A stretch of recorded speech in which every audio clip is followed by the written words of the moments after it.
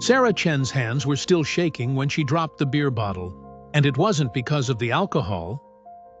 It was because of what her friend Marcus had just whispered in her ear at the housewarming party, words that made her blood run cold. There are people in this house. They're not alive, and they don't want you here. But that warning came too late. By then, Sarah had already been living in the farmhouse for 3 weeks. By then, she'd already smelled him following her from room to room. By then, the old man who built this house with his bare hands and died here mourning his dead wife had already marked Sarah as an intruder in what he still considered his home. Sarah should have known something was catastrophically wrong the moment her co-worker Jennifer's face drained of all color in that empty hallway. But she didn't. She was too drunk on possibility, too blinded by the dream of finally owning her first home at 32 years old. The farmhouse was perfect, almost suspiciously so. Charming wooden beams caught the afternoon light just right. The pond out back sparkled like something from a postcard. 20 acres of land for her horses. She'd signed the papers 3 days ago, and the keys felt like victory in her pocket. "Let's go look at your new place," Jennifer had said one afternoon at work. They were bored, killing time, and Sarah was practically vibrating with excitement to show someone, anyone, her achievement.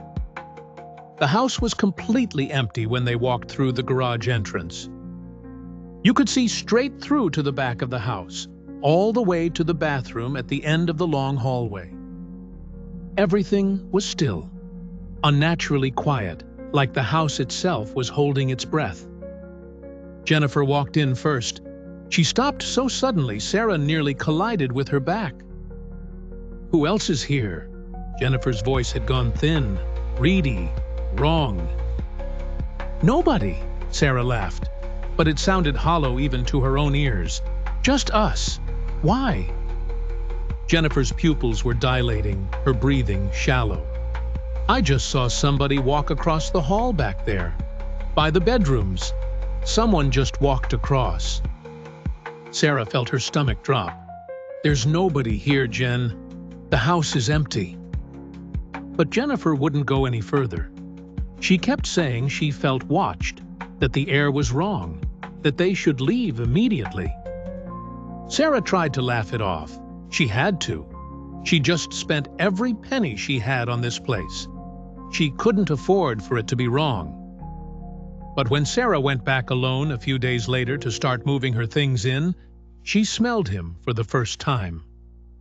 The master bedroom reeked like a nursing home, that distinctive smell of faded lives and forgotten years. She was standing in the middle of the room, mentally arranging furniture, when she turned toward the door. That's when it hit her like a physical wall.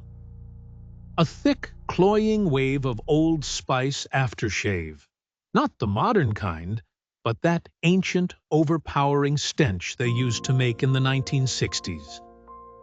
The smell rolled over her so intensely she actually gagged.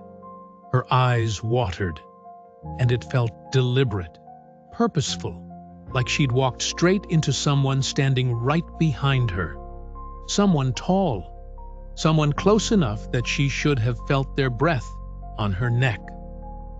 But when she spun around, the bedroom was empty. The smell dissipated almost immediately, like it had never been there at all. Confused, heart-hammering, Sarah walked across the hall to the other bedroom. Normal, musty air greeted her. Nothing unusual. She started to relax, turned around to leave. Wham! Another wall of Old Spice crashed into her, so thick she could taste it coating her tongue. Right behind her again.